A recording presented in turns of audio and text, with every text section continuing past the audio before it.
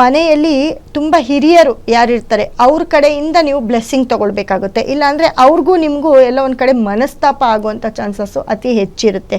ಹಾಗಾಗಿ ಧನುರಾಶಿಯವರು ಮನೆಯ ಹಿರಿಯರಿಗೆ ಗೌರವ ಕೊಡೋದಾಗಲಿ, ಅವ್ರ ಕಡೆಯಿಂದ ಏನಾದರೂ ಬ್ಲೆಸ್ ಮಾಡಿಸ್ಕೊಳ್ಳೋದಾಗಲಿ, ಅಥವಾ ಅವ್ರಿಗಾಗಿ ನೀವೇ ಏನಾದರೂ ಒಂದು ಗಿಫ್ಟ್ ತಂದು ಕೊಡೋದಾಗಲಿ, ಇದನ್ನು ಮಾಡ್ತಾ ಬಂದರೆ ತುಂಬ ಒಳ್ಳೆಯದಾಗುತ್ತೆ. ಮತ್ತು 5ನೇ ಮನೆ ಮಕ್ಕಳು ಅಂತ ಹೇಳ್ತೀವಿ.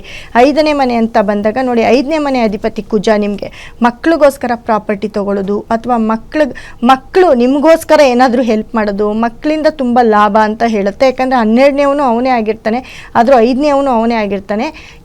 ಈಗ ಏನಾದರೂ ಧನುರಾಶಿಯವ್ರ ಮನೇಲಿ ಮಕ್ಕಳು ಹುಟ್ಟಿದ್ರೆ ತುಂಬ ಯೋಗದ ಒಂದು ಜಾತಕ ಅಂತ ಹೇಳ್ಬೋದು, ಯೋಗವಾಗಿ ಕನ್ವರ್ಟ್ ಆಗುತ್ತೆ. ಹಾಗಾಗಿ ಧನುರಾಶಿಯವ್ರ ಮನೇಲಿ ಈ ಒಂದು ತಿಂಗಳಲ್ಲಿ ಮಕ್ಕಳಾಗೋದು, ಮದುವೆ ಆಗೋದು ಇದೆಲ್ಲವೂ ಕೂಡ ತುಂಬ ಪಾಸಿಟಿವ್ ಅಂತ ಹೇಳ್ಬೋದು. ಮತ್ತು ಯಾವುದಾದ್ರೂ ನೀವು ತೀರ್ಥಕ್ಷೇತ್ರಕ್ಕೆ ಹೋಗಿ ಬಂದರೂ ಕೂಡ ಅಲ್ಲಿ ನಿಮಗೆ ಪಾಸಿಟಿವ್ ಆಗುವಂಥ ಚಾನ್ಸಸ್ಸು ಹೆಚ್ಚಾಗಿರುತ್ತೆ. ಅದರಲ್ಲೂ ಧನುರಾಶಿಯವರು ಈ ಒಂದು ತಿಂಗಳು ಅತಿ ಹೆಚ್ಚಾಗಿ ಸೂರ್ಯ ಮತ್ತು ಶನಿ ಇಬ್ಬರನ್ನು ಕೂಡ ಆರಾಧಿಸ್ಬೇಕಾಗುತ್ತೆ, ಗುರುವನ್ನು ಆರಾಧಿಸ್ಬೇಕಾಗುತ್ತೆ. ಉಚ್ಚ ಶುಕ್ರನಾಗಿರೋದ್ರಿಂದ ಯಾವುದೇ ಒಂದು ಬಿಸ್ನೆಸ್ಗೆ ದುಡ್ಡು ಹಾಕಿದ್ರೆ ಡಬಲ್ ಆಗುತ್ತೆ. ಅಂದರೆ ಮುಟ್ಟಿದೆಲ್ಲ ಚಿನ್ನ ಅಂತ ನಾವೇನು ಹೇಳ್ತೀವಿ, ಅಂಥ ಒಂದು ಯೋಗ ಧನುರಾಶಿಯವ್ರಿಗೆ ಇರುತ್ತೆ. ಮತ್ತು ಗೌರ್ಮೆಂಟ್ ಜಾಬ್ಗೆ ಯಾರೆಲ್ಲ ಕಾಯ್ತಾ ಇರ್ತೀರ ಧನುರಾಶಿಯವರು, ಅವ್ರಿಗೆಲ್ಲ ಈಸಿಯಾಗಿ ಅದೇ ಹುಡ್ಕೊಂಡು ಬರುತ್ತೆ. ಈಗ ಗಂಡು ಮಕ್ಳಿಗೂ ಹೆಣ್ಮಕ್ಳಿಗೂ ಬೇರೆ ಬೇರೆ ಥರ ಇರುತ್ತಾ, ಒಂದೇ ಥರ ಇರುತ್ತಾ ಅಂತ? ಗಂಡು ಮಕ್ಳಿಗೂ ಹೆಣ್ಮಕ್ಳಿಗೂ ಒಂದೇ ಥರ ಇರುತ್ತೆ. ತೊಂದರೆ ಅಂತ ಹೇಳಿದೆ. ತೊಂದರೆ ಅಂತ ಅಂದರೆ ನೋಡಿ, ನಾನು ಇವಾಗ ಏನು ಹೇಳಿದೆ, ಯಾವುದೋ ಒಂದು ರಿಲೇಷನ್ಶಿಪ್ ಅಂದರೆ ಈ ಗ್ರಹಗಳ ಒಂದು ಬದಲಾವಣೆ.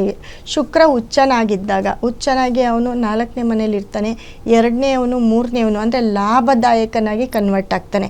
ಇವಾಗ ತುಂಬ ವರ್ಷದಿಂದ ಒಬ್ಬರು ಫ್ರೆಂಡ್ ಇರ್ತಾರೆ, ಇಲ್ಲ ಹಳೆಯ ಫ್ರೆಂಡ್ ಯಾರಾದರೂ ಹುಡ್ಕೊಂಡು ಅನ್ಎಕ್ಸ್ಪೆಕ್ಟೆಡ್ ಆಗಿ ಸಿಕ್ಕಬಹುದು.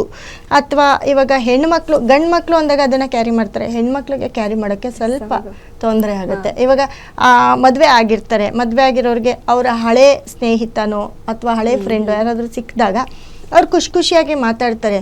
ಅದು ಎಲ್ಲ ಒಂದು ಕಡೆ ಬಿಸ್ನೆಸ್ಗೆ ಕನ್ವರ್ಟ್ ಆಗುತ್ತೆ. ಬಿಸ್ನೆಸ್ಗೆ ಅಂತಂದರೆ ಲಾಭ ಅಂತ ಹೇಳಿದೆ, ಲಾಭಕ್ಕೆ ಕನ್ವರ್ಟ್ ಆಗುತ್ತೆ.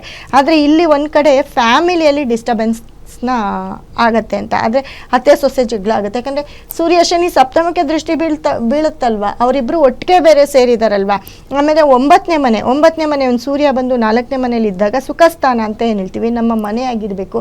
9ನೇವನು ಭಾಗ್ಯಸ್ಥಾನದ ಅಧಿಪತಿ ಸೂರ್ಯ, ಅವನು ತಂದೆ ಆಗಿರ್ಬೋದು ಅಥವಾ ಮಾವ ಆಗಿರ್ಬೋದು, ಅತ್ತೆ ಆಗಿರ್ಬೋದು. ಇಲ್ಲಿಂದ ಸ್ವಲ್ಪ ಜಗಳ ಕ್ರಾಶ್ಗಳು ಆಗ್ತಾ ಇರುತ್ತೆ. ಫ್ರೆಂಡ್ಶಿಪ್ ಇಂದಾನೆ ಗುಡ್ ಕೂಡ ಆಗತ್ತೆ, ತೊಂದರೆ ಕೂಡ ಆಗತ್ತೆ. ಅದನ್ನೇ ಹೆಣ್ಮಕ್ಳಿಗೆ ಬೇರೆ ರೀತಿ, ಗಂಡು ಮಕ್ಳಿಗೆ ಬೇರೆ ರೀತಿ. ಗಂಡು ಮಕ್ಳು ಅಕ್ಸೆಪ್ಟ್ ಮಾಡ್ತಾರೆ, ಹೆಣ್ಮಕ್ಳು ಅಕ್ಸೆಪ್ಟ್ ಮಾಡ್ತಾರೆ.